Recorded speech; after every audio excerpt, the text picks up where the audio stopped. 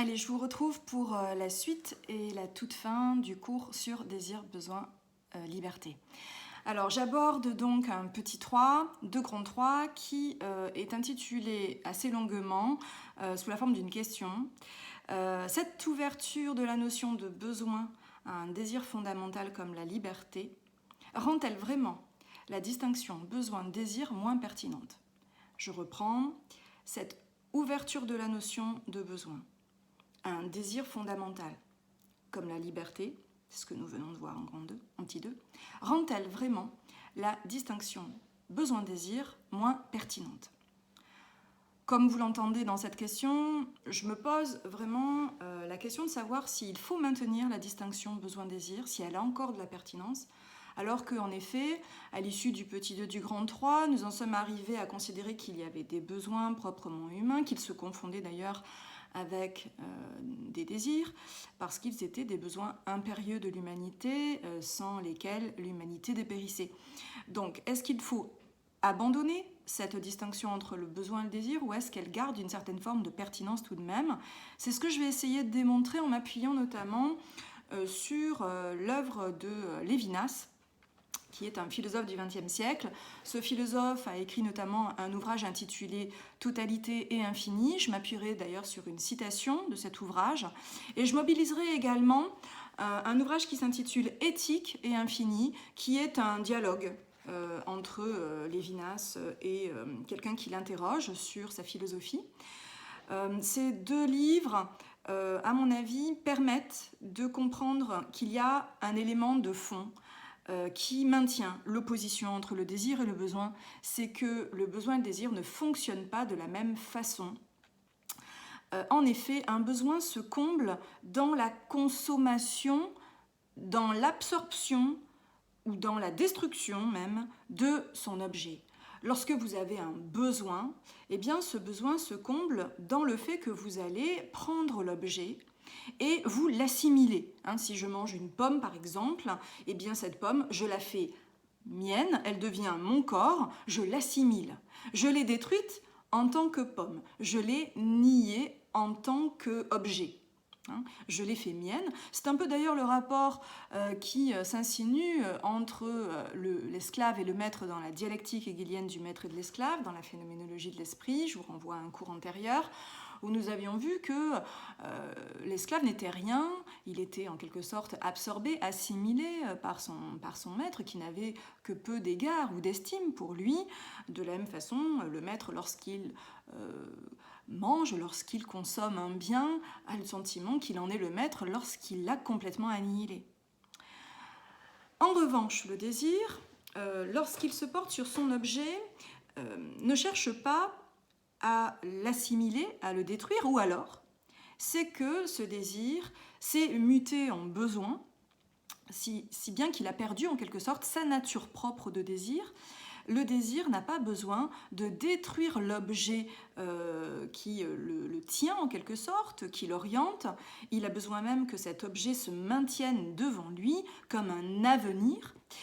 Je commence par vous dicter la citation de Lévinas dans Totalité et infini. On est à la page 135 de cet ouvrage. Voici ce qu'il écrit. Dans la satisfaction du besoin, le réel sur lequel je mordais s'assimile. Je reprends. Dans le besoin, dans la satisfaction du besoin, le réel sur lequel je mordais s'assimile, virgule, les forces qui étaient dans l'autre deviennent mes forces, les forces qui étaient dans l'autre deviennent mes forces, deviennent moi. Vous reconnaissez là donc ce que je vous ai décrit tout à l'heure à propos du mécanisme du besoin qui va nier son objet, le transformer pour que cet objet devienne mien. Lorsque je dis que j'ai besoin de quelqu'un, est-ce que je ne suis pas finalement en train de nier son individualité, sa singularité. Donc là, j'utilise cette fois le mot besoin en un sens peut-être un petit peu extrême, mais c'est un mot que l'on emploie souvent, et dans les relations passionnelles, vous entendrez des individus qui disent qu'ils ne peuvent pas se passer l'un de l'autre, qu'ils ont besoin l'un de l'autre, c'est-à-dire qu'ils se sentent ne pas exister sans cet autre. Et derrière, bien évidemment, ce vocabulaire extrêmement passionnel, vous avez peut-être une espèce de confusion latente entre le besoin et le désir, puisqu'il s'agit de nier l'autre, peut-être d'ailleurs de l'empêcher de vivre. J'ai besoin de toi, j'ai besoin que tu sois là 24 heures sur 24 auprès de moi. Je ne supporte pas d'ailleurs que tu aies une vie hors celle que nous vivons ensemble. C'est la jalousie, c'est le sentiment de possession chronique. Donc peut-être qu'en effet cet individu n'a pas bien compris ce qu'il en était du désir et que son amour a obvié vers quelque chose qui ressemble plutôt à du besoin. Je reprends une autre citation, où cette fois l'opposition entre les deux notions est plus claire. Voici ce qu'il écrit, vous allez voir que le début de la citation rejoint un peu celle que je viens de vous donner. Dans le besoin, écrit Lévinas, toujours dans le même ouvrage, mais page 121, dans le besoin, je puis mordre sur le réel et me satisfaire, assimiler l'autre.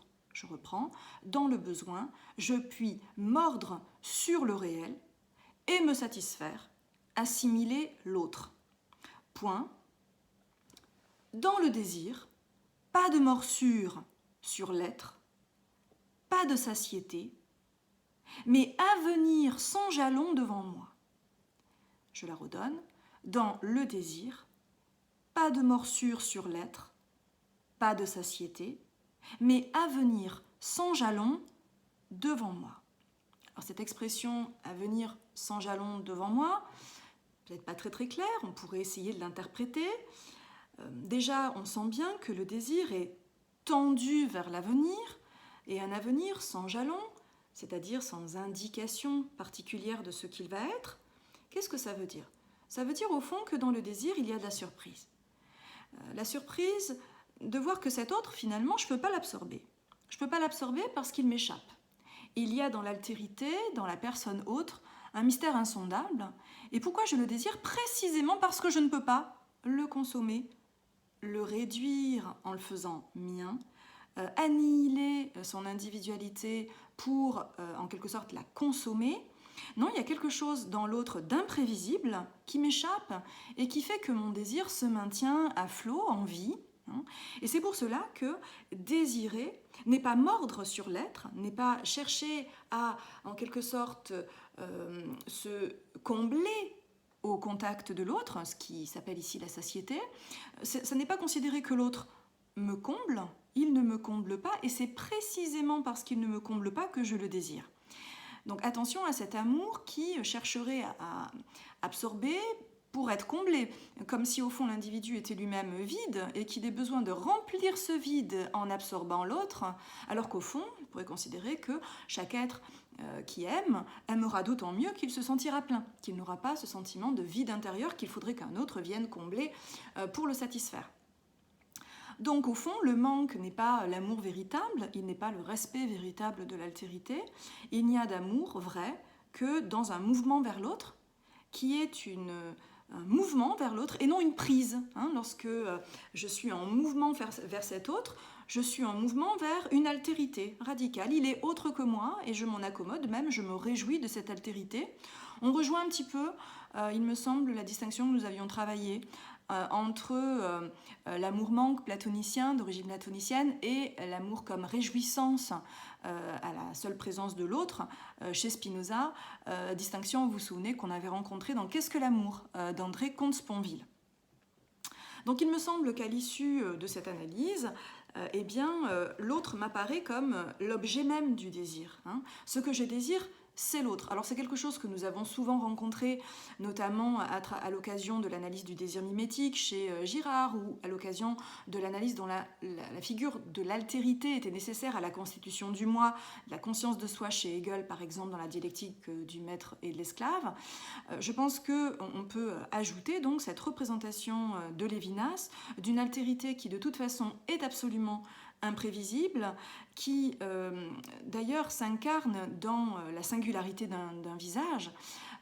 Il travaille, vous le savez, je pense, très longuement sur cette question du visage. Le visage impose, dit-il, dit Lévinas, une relation éthique. Qu'est-ce que c'est une relation éthique? C'est que l'autre, je suis tenu de le respecter.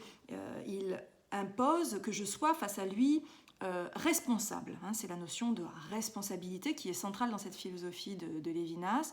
Lorsque je suis face à un autre, je suis face à un visage. Cette altérité fait de moi un être qui doit en toute responsabilité respecter cet autre en tant qu'autre. Alors c'est vrai qu'il a des mots très beaux à propos du visage, j'aimerais vous en parler, même si ça sort un petit peu de la logique de ce paragraphe et du sujet en général. En effet, je vous lirai quelques passages d'ailleurs tout à l'heure de l'ouvrage de dialogue éthique et infini, où il est question donc de la manière dont il interprète un visage. Qu'est-ce que c'est qu'un visage? Alors vous êtes d'accord qu'un visage, là vous avez quelque chose comme l'image de mon visage face à vous, c'est un visage qui incarne d'abord l'être social que je suis, c'est-à-dire la professeure de philosophie en train de faire son cours et qui incarne une certaine contenance, etc. Mais il y a également le visage, peut-être que vous ignorez, puisque vous connaissez de moi le personnage social que je suis, c'est le visage d'un être qui souffrirait, qui serait malheureux, qui serait livré finalement à la condition de l'être humain telle que nous la connaissons. Et ce visage-là se cacherait moins derrière des attitudes, une contenance, et se livrerait à nu. Telle est la position de Lévinas. Il a fréquenté, lorsqu'il était jeune homme, les camps de la guerre et il a vu le visage des prisonniers, un visage nu, terrorisé, terrassé par la douleur physique et morale. Donc il sait ce que c'est qu'un visage et ce dont ça témoigne. Donc le visage est le lieu de l'éthique. Face à un visage, eh bien, l'homme est tenu de ne point tuer. Lévinas nous dit, face à ce pauvre visage, eh bien, nous sommes en instance d'écouter le fameux commandement divin « Tu ne tueras point ». Un visage dit « Tu ne tueras point » à celui qui le regarde, c'est-à-dire nous met dans une position qui n'est ni de consommation, vous le voyez, ni d'absorption, comme on le fait à l'endroit de l'objet de nos besoins, mais de respect absolu. Peut-être que c'est là l'une des leçons qu'on peut tirer de la vraie distinction entre le désir et le besoin, c'est que le désir finalement peut-être respecte son objet plus que le besoin ne le fait. Alors pour finir donc, je vous lis quelques extraits de cet ouvrage. On est dans la partie « Le visage ». L'accès au visage est d'emblée éthique, écrit-il. C'est lorsque vous voyez un nez, des yeux, un front, un menton, que vous pouvez les décrire, que vous vous tournez vers autrui comme vers un objet. La meilleure manière de rencontrer autrui, c'est de ne pas même remarquer la couleur de ses yeux. Alors je pense que c'est un point très important et qui mérite d'être commenté. Deux manières de regarder autrui. Soit je le regarde comme objet, et là ça veut dire qu'à terme j'ai le désir de le consommer, pour satisfaire peut-être un désir sexuel. Bon. Et je vais observer cet être comme un objet. Je vais regarder par exemple s'il est à mon goût, quelle est la couleur de ses yeux, la couleur de ses cheveux, s'il a la physionomie, le tour de poitrine, de hanche que j'aime, etc. Bon. Et tous ces éléments font que cet être, je le regarde comme un objet à consommer et non dans un rapport éthique. Précisément, si la rencontre éthique a lieu, Lévinas nous dit, on ne se souviendra plus de la couleur des yeux de la personne à qui on a parlé, c'est-à-dire qu'une rencontre d'un autre ordre aura lieu, ce n'est plus cet objet possible de consommation que j'aurais rencontré, mais un être. Et c'est pour cela que, après la conversation ou après la rencontre avec cet individu, je serais incapable de me rappeler exactement quelle était sa taille, sa corpulence ou la couleur de ses yeux. Donc, vous le voyez ici, ce serait un indice que la relation éthique finalement a bien eu lieu, que vous avez fait une vraie rencontre, qui est de l'ordre du désir. Alors que si vous allez à un speed date et que vous détaillez le physique de la personne qui est face à vous, vous ne rencontrerez pas cette personne, vous rencontrerez peut-être un corps, c'est le coup d'un soir, mais pas la personne en tant que telle. Il n'y aura pas eu cette relation éthique qui fait tout le sel de l'existence humaine. Je vous lis un extrait un peu plus tard. À propos donc de la façon dont le visage donne à voir la nudité de l'être. Il y a d'abord la droiture même du visage, son expression droite, sans défense. La peau du visage est celle qui reste la plus nue, la plus dénuée. La plus nue bien que d'une nudité décente. La plus dénuée aussi, il y a dans le visage une pauvreté essentielle. La preuve en est qu'on essaie de masquer cette pauvreté en se donnant des poses, une contenance. Le visage est exposé, menacé, comme nous invitant à un acte de violence. En même temps, le visage est ce qui nous interdit de tuer. Et un peu plus loin, donc, il nous dit que le visage nous dit « tu ne tueras point ». Donc vous voyez que, après tout, cette distinction que nous avons établie entre le besoin et le désir, nous pourrions la rétablir en montrant que le désir va respecter la liberté et l'altérité du sujet. C'est pour cela que nous ne le regarderons pas comme un corps à consommer, mais bien comme une personne éthique. Voilà pour la fin de ce cours. Donc nous nous verrons plus tard pour la restitution des copies. Je vous remercie.